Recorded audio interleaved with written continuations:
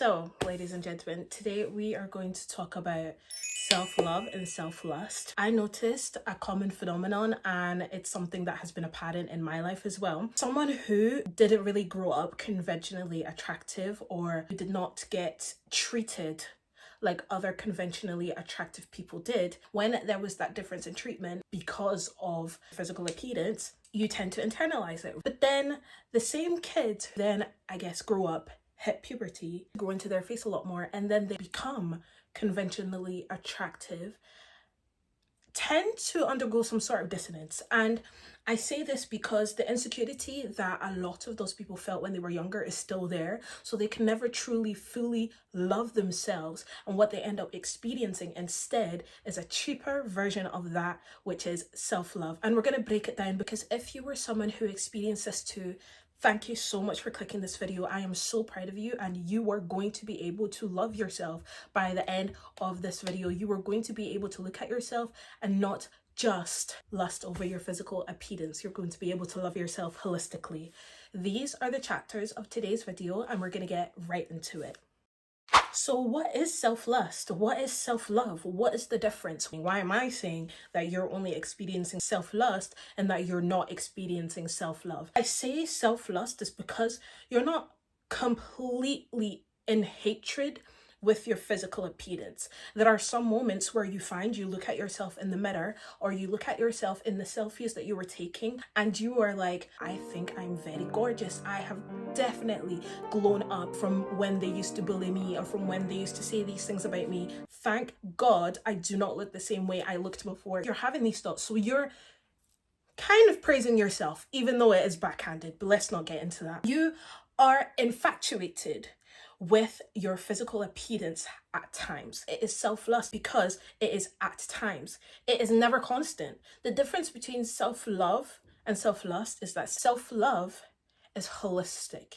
You love all of yourself. You accept that you have flaws, and you do not hate yourself for them, but rather you love those parts that you can't change, and those ones that you choose to change, you change it with love and with grace, and not with the perspective that you are something that is broken, that needs to be fixed, and when you are fixed, you are now perfect. Self-lust is when you are infatuated with facets of yourself, and even those facets of yourself that you were infatuated with, it is a fleeting infatuation, so it does go away, and also it is not secure.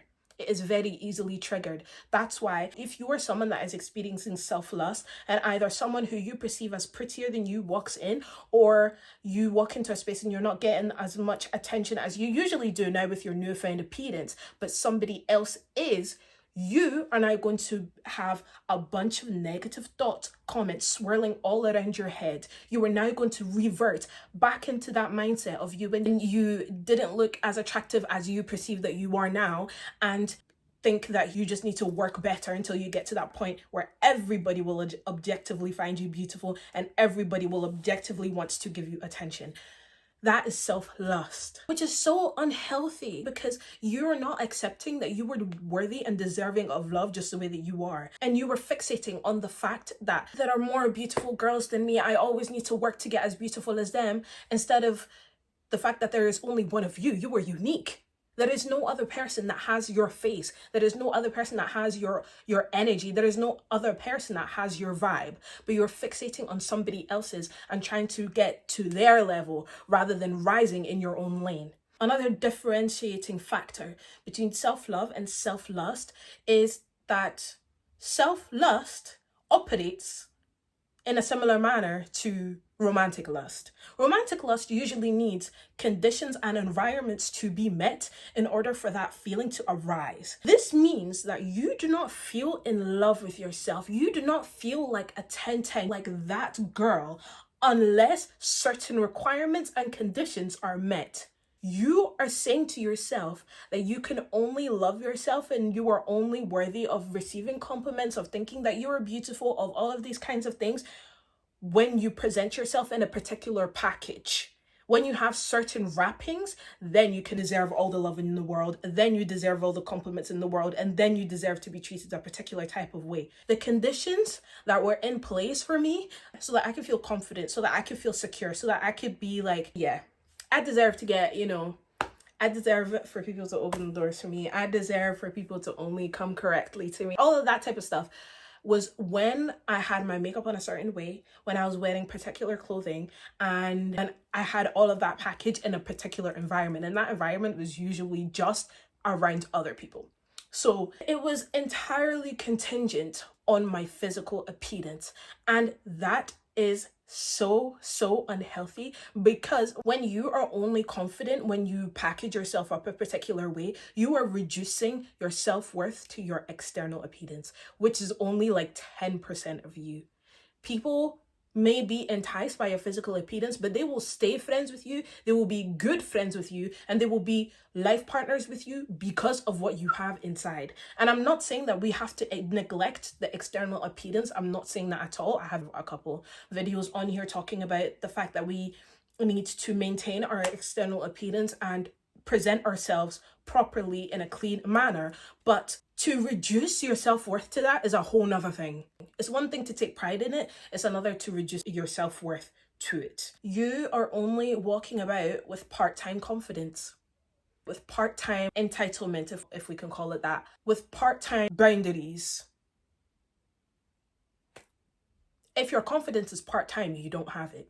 If your boundaries are part-time, you do not have it. That is why you continue to, because of this, like, it is insecurity. It's not self-love because you don't have it. I experienced a phenomenon where people who used to be ugly, I don't like that word. People are not ugly. Beauty is very subjective. So you can be ugly to somebody, but you could be the most beautiful thing walking to somebody else. But let's say unconventionally attractive. People that used to be unconventionally attractive, they had a period where they had to rely on their personality and their characteristics to get them to the places that they were at, the friends that they had, and the experiences that they had. And so you can have a bomb personality. Some of the people with the best personalities I've met are people that used to consider themselves conventionally unattractive, because they literally had to rely on their personality and character and charm and wit to survive socially. Why would you now get rid of it because you have achieved physical beauty to a standard that is now acceptable to society in your eyes? So now you think that this is what you need to get you through the door. Pretty privilege is real. It very much is.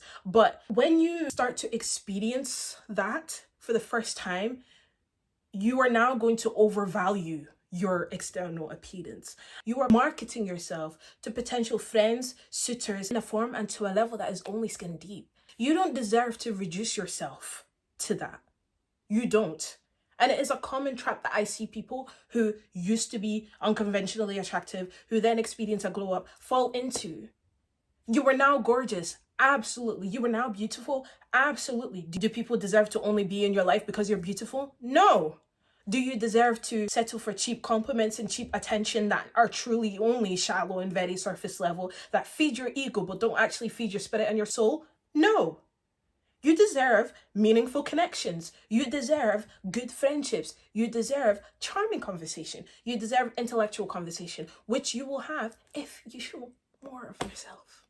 You are intelligent as well, or you're funny as well, or you have very good charm and good wit as well. Some of you are very socially intelligent. You can carry a room, but you are now ditzy and dumb because you're pretty and you think that this is how you're gonna get, the attention before, because it worked like those other girls in your class. There's one of them. There's one of you. There's a reason why you were given the characters and the traits that you were given. Why would you now hide that just because you have a new face?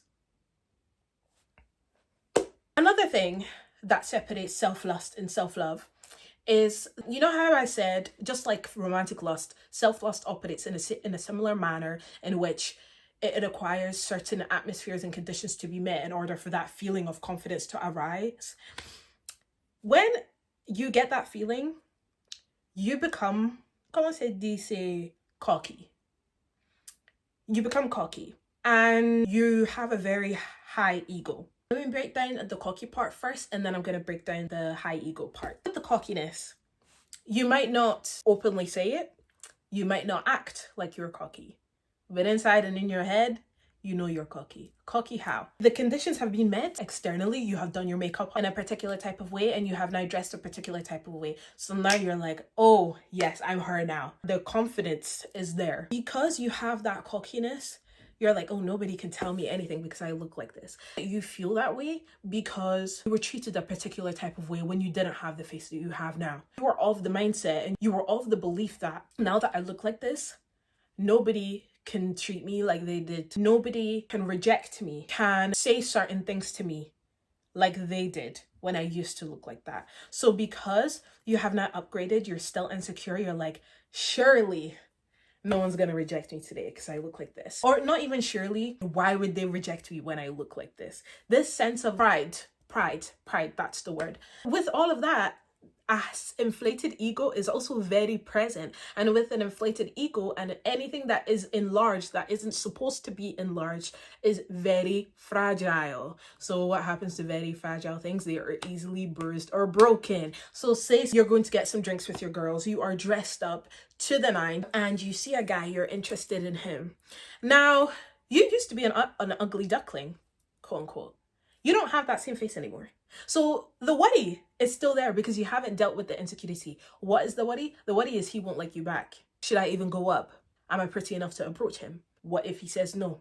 Now, what your ego is saying because of your new face is, of course he wouldn't say no. I look like this. Or he won't reject me like I look like this. So say you go up and you're not really his type. People have preferences. You're not his type and he politely and respectfully rejects you. You are now internally crashing out. That part-time self-confidence is gone. That self-lust is like kind of there, but it's mixed in with all of these feelings. So you're like, well, I knew it. I wasn't as gorgeous as I looked. But then you're also like, why would he say no? Like, I don't look like that anymore. I look like this now. But then you're also like, I need to get prettier. If I get prettier, this won't happen. And it's just like these two opinions fighting for the main spot in your brain, but they're all stemming from the same insecurity, so they're all distorted and irrational. That's the reason why it is not good to be like, like he can't reject me, I look like this, because that thought is coming from your ego. If you were self-confident, you would have confidence and love the fact that there is only one of you and you were unique. So if he says no, that's okay, you respect his wishes, but the person who gets you is going to be a very lucky and blessed person indeed. And on top of that, recognize and understand also that people have their preferences. To expect everybody to like you and to expect everybody to find you attractive is unrealistic. But you know what's also unrealistic? Nobody finding you attractive, nobody accepting any flirtatious advancements, accepting friendships from you. That's also unrealistic. So they're both on two different sides of extremes. With self-confidence, you understand that there are people out there for me that are gonna like me.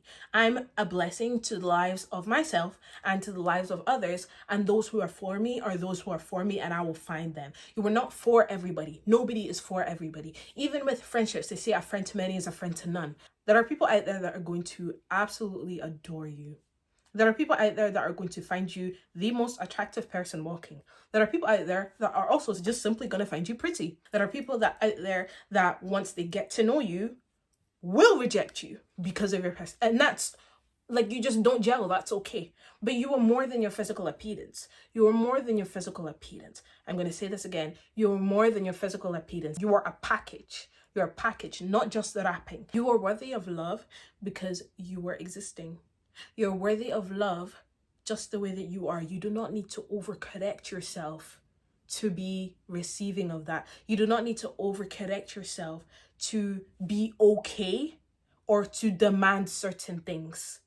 You don't need to present yourself a certain type of way to ensure somebody will say yes to a right that you holistically have because it's your boundary. You can say whatever you want. If they decide not to respect that, you have the choice and the option to leave.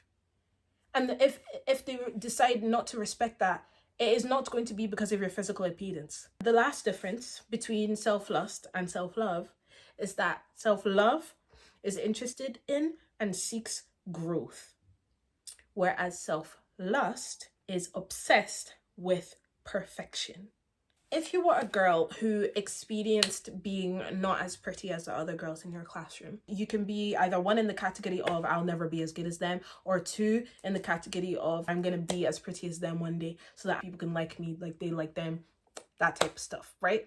If you fall into the second category, you are obsessed with that goal. You are obsessed with perfection, physical perfection that is not attainable because there is nobody that is physically perfect. The people that decide physical perfection and decide to portray that as a societal standards, can you even say that they're perfect? Because if they were perfect, they wouldn't change. Beauty standards are changing all the time. For example, back in the early 2000s, I grew up in the early 2000s. I was born in 2002. So obviously when I was seeing movies and things like that, skinny was in. Skinny was the beauty standard. It was attainable. It was attractive. Everybody wanted to be skinny. Nobody wanted to be even a morsel overweight. Let's fast forward to 2014, 13, 15, 16, 17, 18 era. Curviness, thickness was in. Nobody wanted to be skinny. Everybody wanted to be curvy. And then that led on to the whole BBL era and stuff like that. Curviness was in. And now, as you can see in recent media, we're regressing. We're going back to skinny. So if it was perfect, would it change? Perfection is objective. Perfection is objective. It is not subjective. And so if something was truly, truly perfect, would not change. And also, if something was perfect, then it would not be decided by imperfect people. Because imperfect people do not make mistakes. And who make mistakes? Humans. Who decide the societal beauty standards? Humans. So what makes the societal beauty standards not perfect? Therefore, meaning that the idea of physical attractiveness and beauty and perfection does not exist. It doesn't exist. So you chasing after it endlessly is a battle that you will be fighting for the rest of your life, when you could be living the life in the unique body and face that you have now, because it is beautiful. I don't care if nobody told you that before. I'm telling you now, it is gorgeous. There is one of you. When I was younger, I had like big eyes, right? I had really big eyes and they would bulge out sometimes. I look like a fish a little bit before I grew into my face. And I used to hate it. I used to hate it so much. And I would like physically push my eyes in so that they would not stick out as much. Because to me, they just looked really freaky. Now that I'm grown up, I'm pretty sure that did absolutely nothing to my eyes now. They don't look the same as they did before, but now that I'm grown up, I wish I would have embraced it more. I wish I would have enhanced it more. Why? Because that is a unique beauty. That is stuff that you see on high fashion models. Very unique faces, very unique facial structures. The thing that you hate is something that could very much probably get you booked in the fashion industry. Beauty is subjective. And I'm saying this to that insecurity that is still there. Because if you don't accept that your beauty is unique and that there is only one of you and that you look good, you will never start building that self-love. Because right now, the only reason you experience self-lust is because you only think that part-time, which means you don't truly think it at all. I need you to remove the dissonance, to merge together your personality, your charm, your wit, intelligence, your physical appearance, all of it. It is a journey, but you will get there. You will get there. I had a point. What was my point? I can't remember my point. I remember my point now. Nobody's perfect, but you are good. You are good in a unique way. You're beautiful in a unique way. You are smart in a unique way. Everything that you possess is unique. Therefore, it is beautiful. And therefore, you should love it. Because only you have that. That's a good kind of pride. Now, how to actually love yourself. And these are some actionable steps that you personally can do to start loving yourself today. I'm so proud of you for watching till this point, because now you're actually going to be given steps to start doing so that you no longer have part-time confidence, no longer only like yourself sometimes. All of that ties into external validation, and I made a video on that. That will be here, I think. Number one, first step into actualizing self-love, you are going to need to affirm yourself excessively every single day. There is power in the tongue. So if you say something enough times, you will start to believe it. I don't want you to only affirm yourself when you're getting ready for the night out, when you're getting ready to go for dinner. I want you to start affirming yourself constantly. Your hair is in a weird ponytail and you woke up. That's different. Oh my gosh. Okay. Interesting. We like it. You woke up. You look a little bit puffy. Oh, that's so cute. Look how red my face is. Oh my gosh. Okay, duckling. I'm so cute. Oh my gosh, my face gets so puffy in the morning. That's so adorable. Was that hard? No. In the beginning, it will feel so fake. It will feel so pretentious. And it will just feel so unnatural. But at some point, it's going to flow out of your mouth like that. That's why I was able to do that, because I've been doing it for such a long time now. Step 2. You need to watch more videos on this topic, because right now the only reason the self-lust has been able to survive this long in your system is because the validation it gets from you actually getting attention when you go out now with your new face. Like I said, you're not ugly, you are beautiful, so you will attract attention now. You are experiencing attention now, but this is still all new to you. So you're associating this new attention with the fact that you have grown up, with the fact that you are now gorgeous, and you know that self-lust is being constantly validated. And so right now, because you do not have self-validation, you are running on external validation. I need you to watch other videos on this topic by other creators so that they can tell you that you don't actually need to experience self-lust, but truly experience self-love. Because if they don't tell you, you're not going to heed it. Tamkor, Haley Gamba, Vikita Trivedi, Hiruila, Leo Skepi. And I will link their video in the description, because I need you to realize this today. I don't want you to go another week, another day surviving on this self-lust, this part-time confidence, when you could be experiencing full-time confidence from now. I want you to be your best self, and you can't do that if you don't love yourself, because then who are you chasing? Not yourself. You're chasing somebody else. And if you need to even watch this a couple times, go ahead. Go ahead. I'm not stopping you. In fact, please do it. Please do it, because I want this message to get drilled into your head. And if watching this multiple times will do that, then watching this multiple times will do that.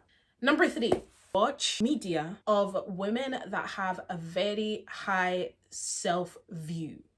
Elwoods, she's so confident. She actually loves herself, and you can tell. Not just in the way that she treats herself, but in the way that she treats others, and in the way that she deals with rejection.